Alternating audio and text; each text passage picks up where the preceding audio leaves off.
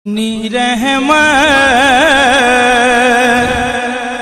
کے سمندر میں اتر جانے دے۔ السلام علیکم ورحمۃ اللہ تعالی وبرکاتہ۔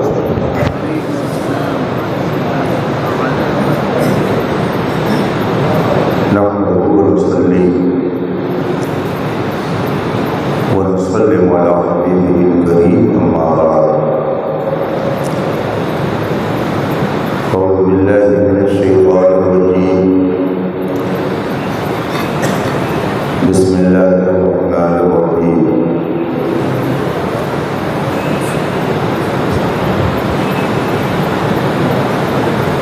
إن الذين آمنوا وعملوا الصالحات سيجعل لهم الرحمن ودا۔ صدق الله العظيم وصدق رسوله النبي الأمين الكريم، ونحن على ذلك من الشاهدين والشاكرين، والحمد لله رب العالمين۔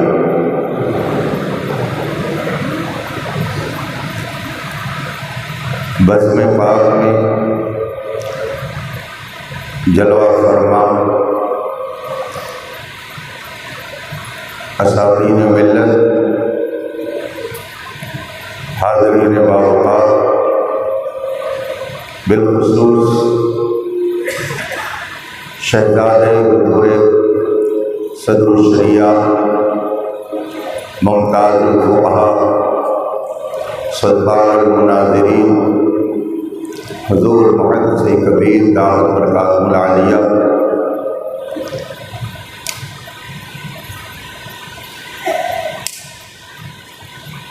اور خانوادہ صدر الشریعہ کے وہ جملہ ماء الوجود جن کی روشنی سے آج صرف بر صغیر ہی نہیں بلکہ دنیا کا بے شمار خطہ روشنی پا رہا ہے۔ حضور صدر الشریعہ خلیفہ اعلیٰ حضرت قدس سرہ کا یور سے مبارک جو حالات کے پیش نظر محدود پیمانے پر منعقد ہے، ہمارے اور آپ کے لیے نہایت سعادت کی بات ہے کہ ان حالات میں بھی ہم اور آپ صاحب عرص سے فیوض و برکات لینے کے لیے یہاں حاضر ہو گئے۔ مجھ سے پیشتر آپ حضرات نے بہت معلوماتی خطاب اور تقریریں سماعت فرمائی، اور ابھی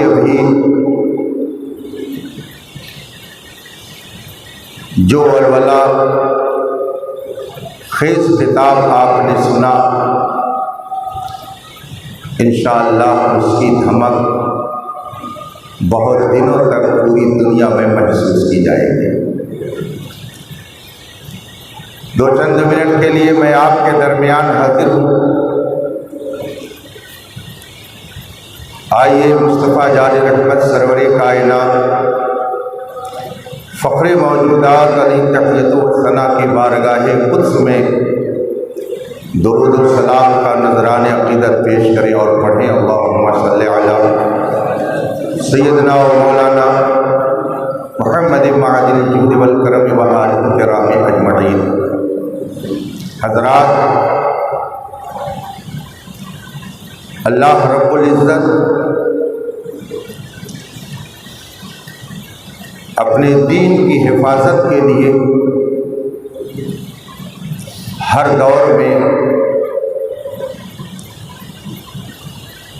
ایک ایسی جماعت کو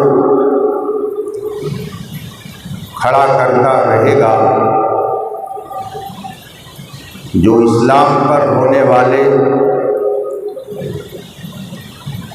حملوں کا جواب دے گی، اور جس جماعت کے ذریعہ اسلام کی سچی تصویر امت مسلمہ کے سامنے بے غبار آئینے کی طرح موجود اور باقی رہے گی۔ 1400 سال کی تاریخ اٹھا کر آپ دیکھیں، رسول پاک صلی اللہ علیہ وسلم کے ظاہری دنیا سے تشریف لے جانے کے بعد سے لے کر اب تک ہر دور میں کسی نہ کسی نام سے فتنے بھی اٹھے، مگر ان فتنوں کی سرکوبی کے لیے اللہ نے بہتر سے بہتر انتظام بھی فرمایا۔ یزیدیت کا فتنہ ہو، اعتزال کا فتنہ ہو، تشبیہ و تجسیم کا فتنہ ہو، یا اس دور آخر میں دیوبندیت و وہابیت اور رافضیت کا فتنہ ہو، ہر فتنے کو ختم کرنے کے لیے اللہ نے کسی نہ کسی شخصیت کو کھڑا کیا ہے۔ جس وقت دنیا میں فتنے وہابیت نے سر ابھارا، رب کائنات نے اپنے فضل اور اپنے کرم سے رسول پاک صلی اللہ علیہ وسلم کے وفاداروں کے ایمان کی حفاظت کے لیے بہت سارے جلیل القدر علماء کو پیدا فرمایا، مگر پوری دنیا میں جو نام سب سے نمایاں، جس کا کردار سب سے اعلیٰ، جس کا کارنامہ سب سے بلند، جس نے باطل کے خلاف سینہ سپر ہو کر حق کی آواز کو بلند کیا اور ہر باطل فتنے کی سرکوبی کے لیے اپنی زندگی کو وقف کر دیا، دنیا اسے مجدد دین و ملت امام احمد رضا کے نام سے جانتی ہے۔ میں نے ایک موقع پر چند علماء کے درمیان یہ بات رکھی کہ دنیا میں بہت ساری جگہوں پر بڑے بڑے علماء موجود تھے، مگر کیا وجہ ہے پورا کا پورا صوبہ، پورا کا پورا ملک بدعقیدہ بن گیا،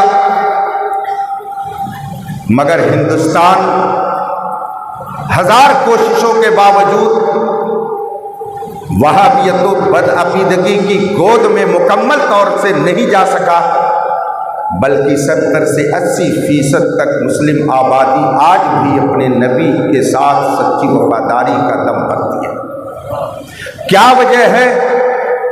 ایران شیعیت کی گود میں چلا گیا، حجاز وہابیت کی گود میں بیٹھ گیا۔ کیا وجہ ہے؟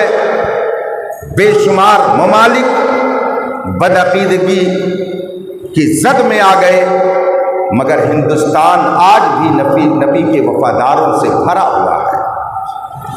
چند علماء کے سامنے جب میں نے یہ بات رکھی تو ان میں سے ایک صاحب نے فرمایا، صحیح بات یہ ہے کہ دیگر ملکوں میں کوئی احمد رضا نہیں تھا، ہندوستان میں اللہ نے امام احمد رضا پیدا فرمایا، جس نے ہندوستانی مسلمانوں کے دین کے تحفظ کے لیے جو کام کیا ہے صبح قیامت تک اسے بھلایا نہیں جا سکتا۔ اس کی خدمات ہی کی بدولت جس طرح سے ہندوستانی مسلمانوں کا ایمان محفوظ ہے، دنیا کے جس خطے میں چلے جائیے ان کی خدمات کا آپ کو وہاں بھی جلوہ نظر آئے گا۔ تبھی تو دنیا کہہ رہی ہے ڈال دی قلب میں عظمت مصطفیٰ سیدی اعلیٰ حضرت پہ لاکھوں سلام۔ دنیا کے جس خطے میں چلے جائیے جہاں پر اہل سنت و جماعت کے لوگ پائے جاتے ہیں، وہاں پر آپ کو امام احمد رضا کے افکار و نظریات کو پھیلانے والے بھی ملیں گے۔ امام احمد رضا قدس سرہ کے خانے علم سے فیض یاب ہونے والوں کی ایک لمبی فہرست ہے، مگر ان میں نمایاں نام حضور صدر الشریعہ بدر الطریقہ علامہ امجد علی اعظمی علیہ رحمت و رضوان کا ہے۔ آپ امام احمد رضا کے احب الخلفاء کہے جاتے ہیں۔ خلفاء میں جو امتیاز حضور صدر الشریعہ کو حاصل تھا وہ اور کسی کو نہیں حاصل تھا۔ ایسا نہیں کہ صدر الشریعہ علیہ رحمت و رضوان کسی تملق و چاپلوسی کی بنیاد پر اس منصب پر فائز ہوئے تھے۔ رب قدیر نے اپنے کرم سے جو صلاحیتیں صدر الشریعہ کو دی تھیں، ان صلاحیتوں کے ذریعہ اعلیٰ حضرت نے پوری دنیا میں جو فقہ حنفی کا پیغام پہنچانے کا کام کیا ہے، اس کی بدولت صدر الشریعہ احب الخلفاء کہے جاتے تھے۔ اعلیٰ حضرت کے فیض و برکات کے عظیم چشمے کا نام صدر الشریعہ ہے۔ اعلیٰ حضرت قدس سرہ کے حاضر باشوں میں ایک لمبی فہرست ہے، مگر حضور صدر الشریعہ علیہ رحمت و رضوان نہایت ممتاز اور منفرد نظر آتے ہیں۔ جس طرح سے حضور صدر الشریعہ رحمت اللہ تعالی علیہ اعلیٰ حضرت کے حب الخلفاء ہوئے، اور حضور صدر الشریعہ نے اپنی زندگی کے آخری لمحے تک امام احمد رضا کے افکار و نظریات کو پوری دنیا میں پھیلایا، اور جس اخلاص کے ساتھ وہ بریلی سے وابستہ رہے کہ ایک جلیل القدر عالم نے جب یہ تحریر فرمایا اور میں نے پڑھا تو میری حیرت کی انتہا نہ رہی کہ سرکار مفتی اعظم ہند رضی اللہ تعالیٰ عنہ کی بارگاہ میں صدر الشریعہ کا ذکر آ گیا۔ حضور مفتی اعظم ہند کی آنکھیں نمناک ہو گئیں اور فرمایا یہ صدر الشریعہ کا اخلاص تھا کہ انہوں نے بریلی ہی کو اپنی زندگی کے آخری لمحے تک اپنا گھر سمجھا۔ وہ کثیر التعداد طلبہ کے استاذ تھے، با اثر پیر تھے، شیخ تھے، ان کی شخصیت علمی شخصیت تھی۔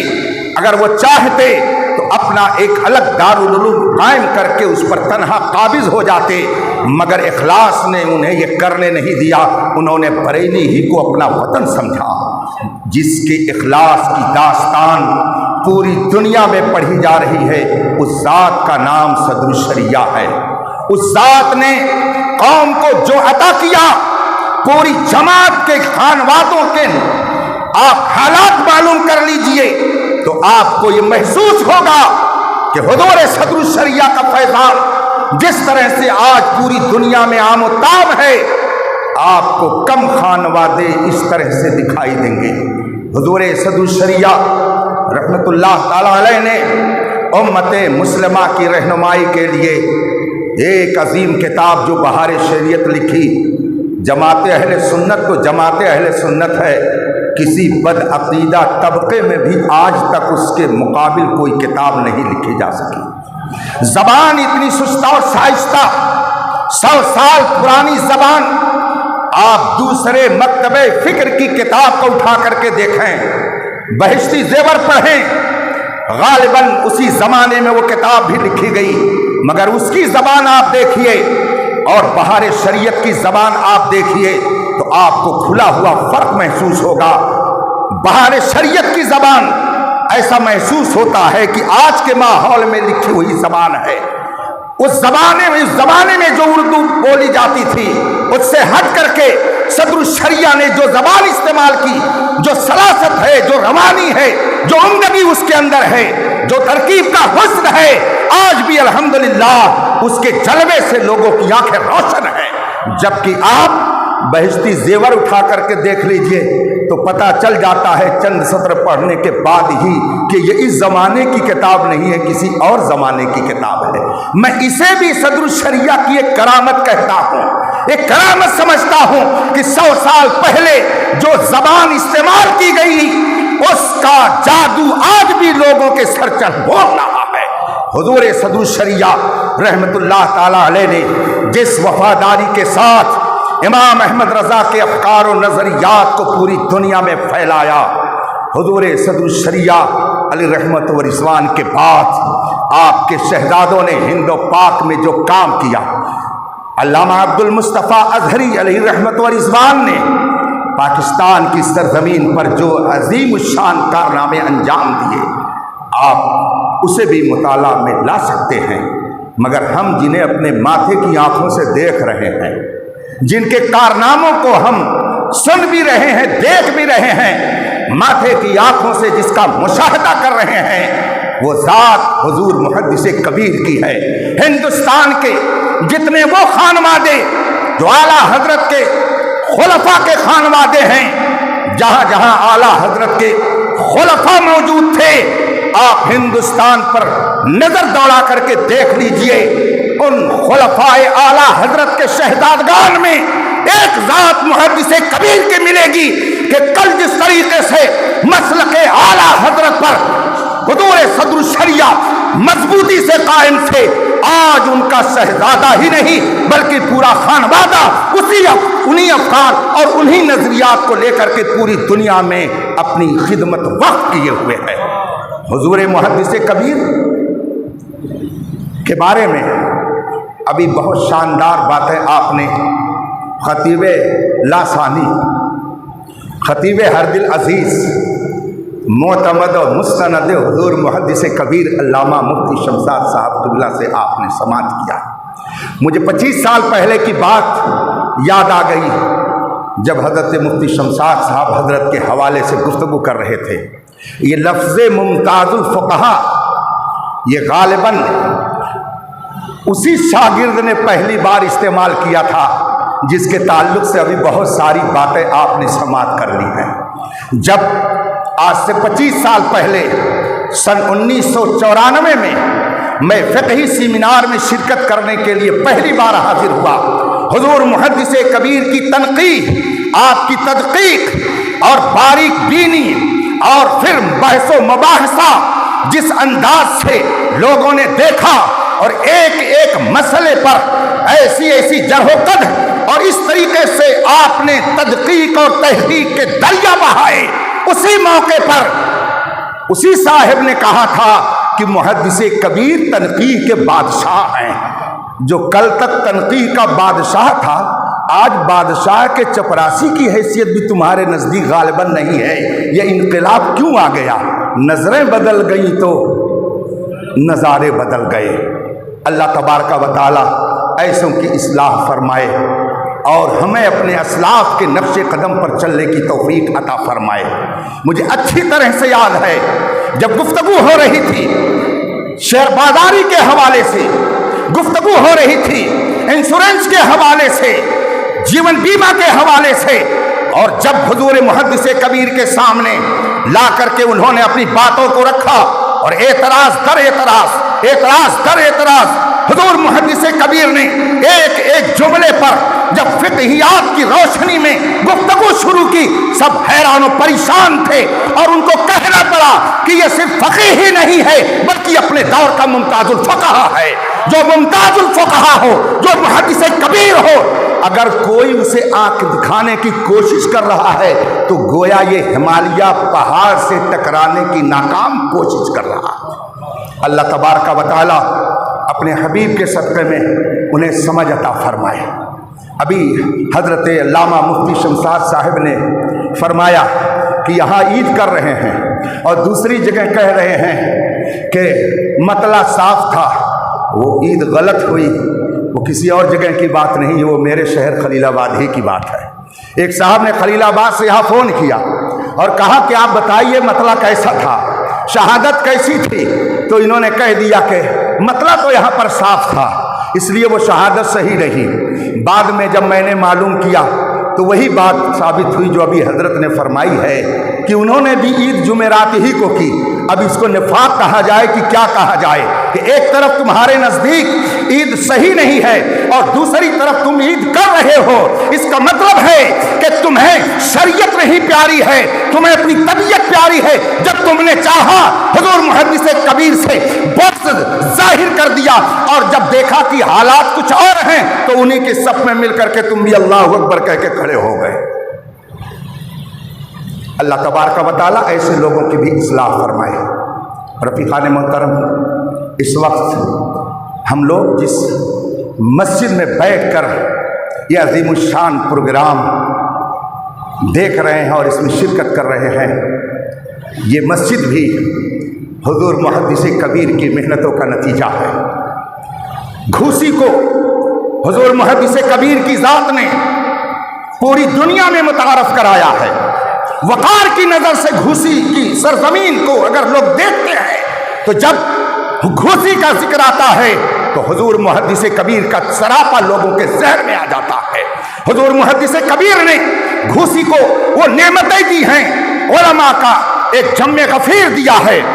آج پورے ہندوستان میں جب کسی شاندار خطیب کو بلانے کی بات کی جاتی ہے، بدعقیدوں سے مناظرے کی بات کی جاتی ہے، تو جن چند شخصیتوں پر لوگوں کی نظریں ٹھہرتی ہیں، انہی شخصیتوں میں سے حضور محدث کبیر کے شاگرد رشید مناظر اہل سنت مفتی شمشاد صاحب پر بھی لوگوں کی نظریں جاتی ہے۔ پورے ہندوستان میں کہیں بد مذہبوں کا جواب دینے کی بات آتی ہے، بلکہ بڑے بڑے اداروں کے بیچ میں کوئی پہنچ کر کے اگر اہل سنت کو چیلنج کرتا ہے تو ان کی زبانیں گنگ ہو جاتی ہیں۔ اگر کوئی ان کا جواب دینے کے لیے پہنچتا ہے تو وہ گھوسی کا شہزادہ مناظر اہل سنت جو شاگرد رشید ہے محدث کبیر کا مفتی شمشاد صاحب کی ذات پہنچتی ہے۔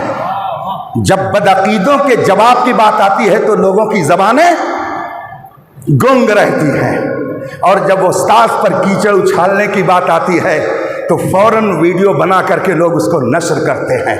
میں نے 3-4 روز پہلے ایک مقولہ پڑھا، المصیب باشیاخہ کالباحث عن حتفہ بظلفہ، اس کا ترجمہ بھی اس میں لکھا ہوا تھا، المصیب باشیاخہ، اپنے شیوخ اپنے اساتذہ کے ساتھ بدسلوکی کرنے والا اس بکری کی طرح ہے جو اپنے کھر سے اپنی موت کا سامان فراہم کرتی ہے۔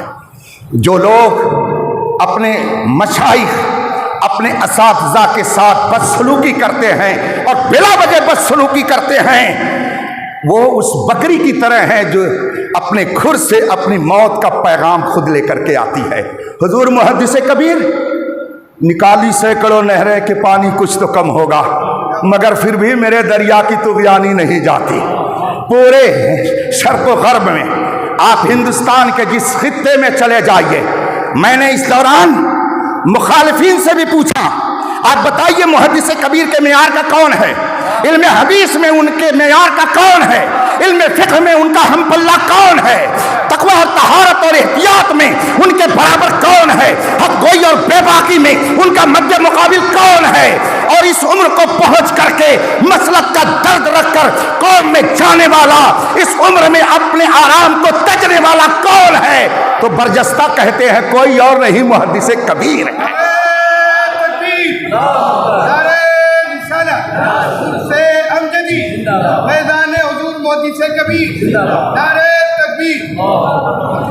اکیلا ہوں مگر آباد کر دیتا ہوں ویرانہ، یہ شان محدث کبیر کی ہے۔ اکیلے ہیں مگر حضور تاج الشریعہ کی زبان میں یہ تنہا نہیں ہے، ایک انجمن ہے۔ ایک انجمن کا نام محدث کبیر ہے، علم کی اکیڈمی کا نام محدث کبیر ہے، تقوی اور طہارت کے بلند مینار کا نام محدث کبیر ہے، فضل و حکمت کے چمکتے چاند اور سورج کا نام محدث کبیر ہے۔ جو چاند پر تھوکتا ہے، تھوک چاند پر نہیں جاتا ہے، خود اس کے منہ پر آتا ہے۔ لوگ دیکھ رہے ہیں ذلت کون اٹھا رہا ہے اور کس کی بارگاہ میں لوگ عقیدتوں کے پھول نچھاور کر رہے ہیں۔ رفیقان محترم، ہم اور آپ بہت خوش نصیب ہیں کہ آج ہمارے درمیان حضور محدث کبیر جلوہ فرما ہے۔ جب کوئی مشکل مسئلہ پیش آتا ہے تو ہم محدث کبیر کی طرف رجوع کرتے ہیں۔ ہم نے بددیانتوں کی بددیانتی کو بھی دیکھا ہے۔ چاند رات میں جب کہ ہم نے 10 بجے کے قریب اپنے شہر خلیل آباد سے یہاں شہادت کے لیے بھیجا۔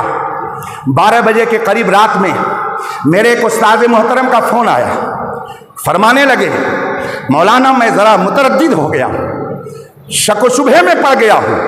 میں نے کہا حضرت کیا بات ہے؟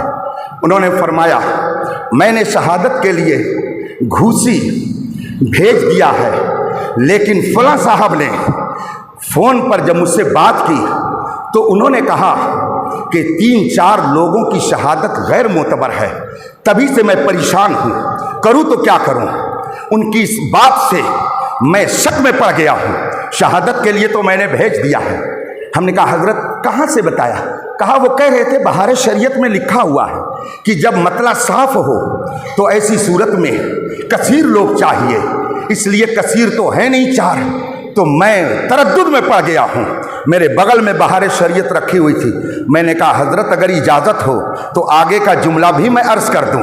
فرمانے لگے کیا ہے؟ اس کے آگے یہ مسئلہ اور بھی تفصیل سے کچھ بتایا گیا ہے۔ میں نے کہا ہاں، بہار شریعت میں آگے یہ بھی لکھا ہوا ہے کثیر لوگ چاہیے، اور کتنے لوگ چاہیے یہ قاضی سے متعلق ہے، جتنے سے اس کو غالب گمان ہو جائے وہ فیصلہ دے دے گا۔ جو ہی میں نے یہ عبارت پڑھی تو فرماتے ہیں کہ یہ تو مسئلہ ہی بدل گیا، مجھ کو تو اتنا ہی بتایا گیا تھا۔ میں نے کہا میں تقریباً 25 سال سے جانتا ہوں جو لوگ اس طرح کی بددیانتی کرتے ہیں ان کو بے نقاب کرنے کی ضرورت ہے۔ احتیاط اس لیے کی جاتی ہے کہ جماعت کا شیرازہ منتشر نہ ہو، لیکن جو لوگ جماعت کا شیرازہ منتشر کر رہے ہیں ان فتنوں کو بے نقاب کرنے کے لیے ہمارے مفتی شمشاد تنہا کافی ہیں۔ اللہ تبارک و تعالی ایسے فتنوں سے ہماری حفاظت فرمائے۔ متعدد بار ایسا ہوا، مطلب کی عبارت کو سنا دیا اور جو اپنے مخالف عبارت تھی اس پہ ہاتھ رکھ دیا۔ ابھی گزشتہ سال لاک ڈاؤن کے جب ابتدا ہوئی ہے، جمعہ کا مسئلہ آیا، اذن عام کا معاملہ آیا، ساری کتابوں میں لکھا ہوا ہے کہ اگر لوگ مسجد میں اکٹھا ہو گئے اور دروازہ بند کر لیا تو جمعہ نہیں ہوگا۔ بہار شریعت میں بھی یہ لکھا ہوا۔ اس وقت نہ انہیں بہار شریعت یاد آئی، نہ اس وقت انہیں فتاوی رضویہ کی بات یاد آئی، نہ انہیں فتاوی عالمگیری کی بات یاد آئی، نہ انہیں اور کتب معتبرہ کی بات یاد آئی، چونکہ وہ یہ دیکھ رہے تھے لوگ کیا چاہتے ہیں۔ اسی لیے میں کبھی کبھی کہتا ہوں کہ کچھ لوگ چہرہ دیکھ کر کے فتویٰ دیتے ہیں، مگر جو مسلک اعلیٰ حضرت پر سختی سے قائم ہیں وہ چہرہ دیکھ کر فتویٰ نہیں دیتے بلکہ کتاب دیکھ کر فتویٰ دیتے ہیں۔ جو لوگ چہرہ دیکھ کر کے فتویٰ دیں گے چہرہ بدلے گا، فتویٰ بدلے گا۔ یہی وجہ ہے کہ ان کے فتوے بدلتے رہتے ہیں۔ جب کوئی پوچھتا ہے فلاں کی تعریف کیا ہے تو جواب دیتے ہیں یہ کفر ہے، تجدید ایمان لازم ہے، مگر جب چہرہ بدل جاتا ہے تو کل تک جو بات کفر تھی بعد میں وہی بات ایمان بن جاتی ہے۔ خود بدلتے نہیں، قرآن کو بدل دیتے ہیں۔ ہوئے کس درجہ فقیہان حرم بے توفیق۔ اللہ تبارک و تعالی ہمیں فتنوں سے محفوظ رکھے اور حضور محدث کبیر دامت برکاتہم العالیہ کو عمر طویل عطا فرمائے، ان کے فیض و برکات سے عالم اسلام یوں ہی مستفیض ہوتا رہے۔ یہ اللہ کی ایک عظیم نعمت ہے۔ حضور محدث کبیر رب کا ایک عظیم تحفہ ہیں، جماعت اہل سنت کی شان ہیں، جماعت اہل سنت کی آبرو ہیں، فقہ حنفی کے سچے ترجمان ہیں، مسلک اعلیٰ حضرت کے نگہبان اور پاسبان ہیں۔ جو ان سے ٹکرائے گا وہ چور چور۔ وآخر دعوانا ان الحمدللہ رب العالمین۔ السلام علیکم۔